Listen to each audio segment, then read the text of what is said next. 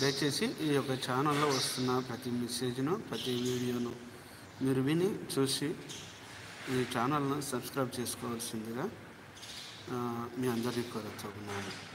దేవుడు ఇంకా ఈ యొక్క ఛానల్ ద్వారా ఇంకా అద్భుతమైన వర్తమానాలు అందించలాగున మీ అనుదిన ప్రార్థనలో కూడా మీరు జ్ఞాపకం చేసుకోవాలిగా ప్రభు పేరిట మనవి చేసుకుంటూ సెలవు తీసుకుంటున్నాను. Praise lord.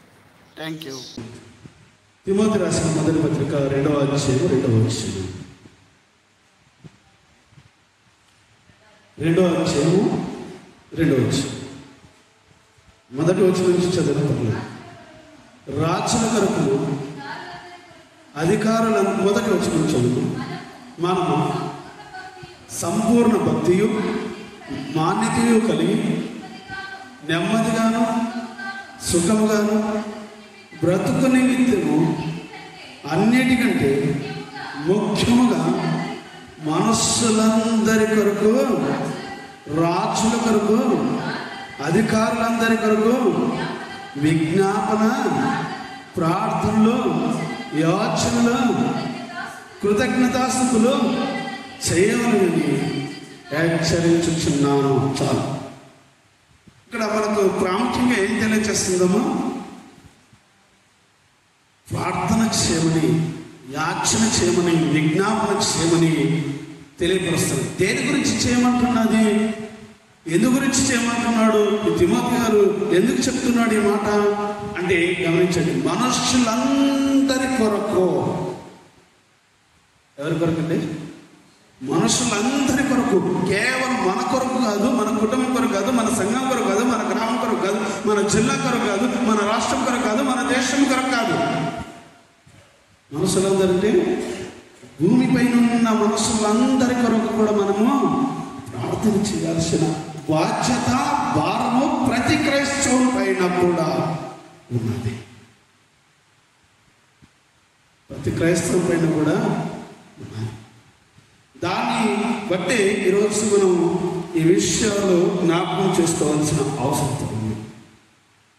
గత 13 సంవత్సరాల క్రితం చూస్తే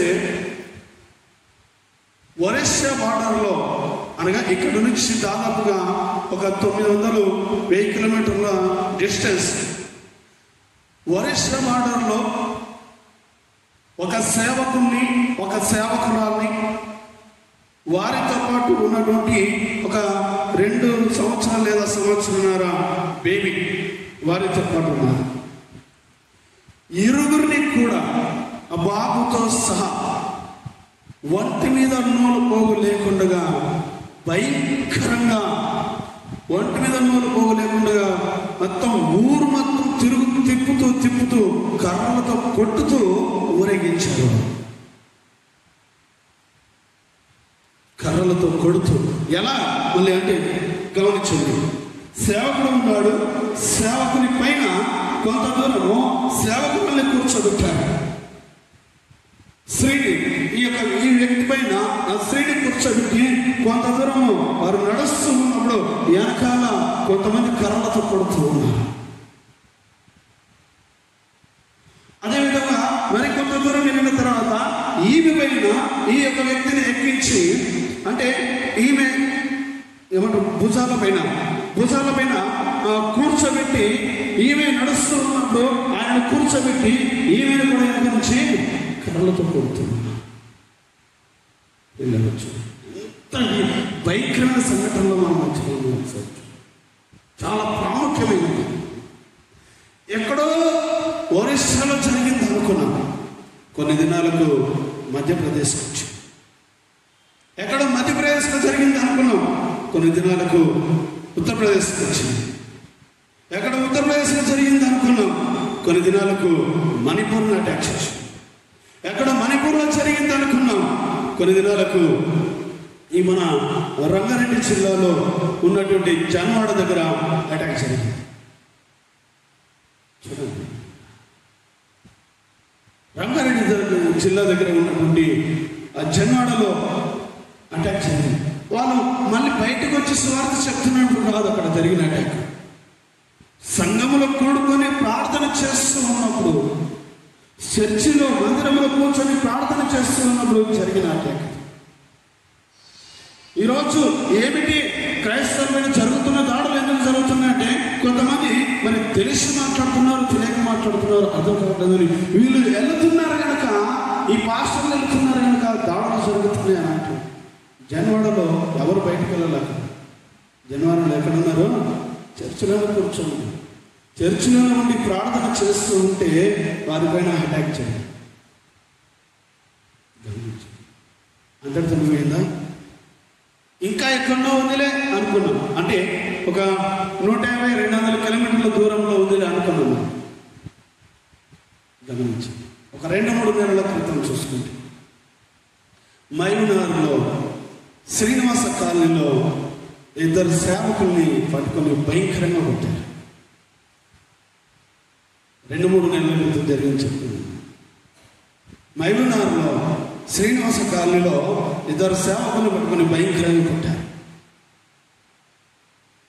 అది అలా మార్చిపోకముంది, దాన్ని మర్చిపోకముంది ఇప్పుడు ఎక్కడొచ్చింది మనకు? తీరా చూస్తే ఒక 20 కిలోమీటర్లే ఏమో.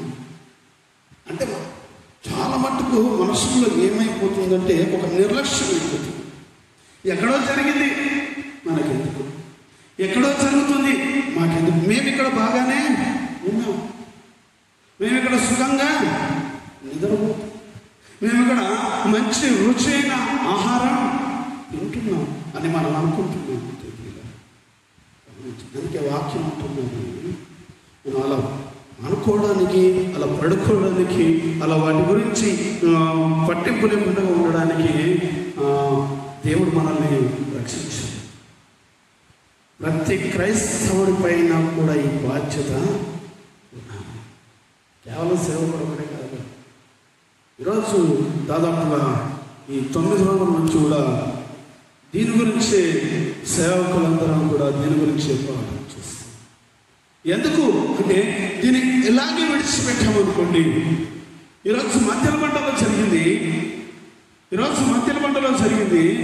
రేపు ఎక్కడికి రావచ్చు? ఎంత దూరం ఉంది మనకు?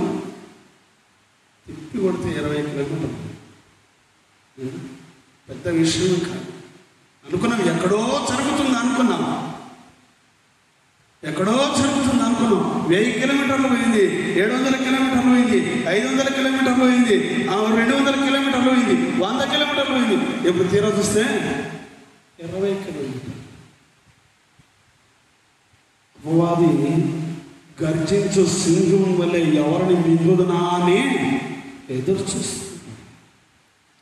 వాడు ప్రయత్నమే అది. వాడు ఊరికే ఉండడు కదా, మనం ఊరుకుంటాం, మనం వదిలేస్తే మనం తర్వాత చూసుకున్నాము అంటే అది వాడాలా? ఊరుకోడు, రెస్ట్ తీసుకోవడం వాడు అసలు. వాడు ఎనీ టైం 24/7 వర్క్ చేస్తూనే ఉన్నాడు. ఏదో ఒక సమయంలో, ఏదో ఒక గ్రామంలో, ఏదో ఒక ప్రాంతంలో అలజడి సృష్టిస్తుంది. అంటే మనం ఏం చేయాల్సిన వారముగా మనం ఉన్నామంటే మనుషులందరికీ కొరకు మనము దేవుని సన్నిధిలో ప్రార్థన, విజ్ఞాపన, యాచనలు చేయాల్సిన వారముగా ఉన్నాం. ఒకసారి నేను ఒక వచనం చూపించి నేను ముగించేస్తాను.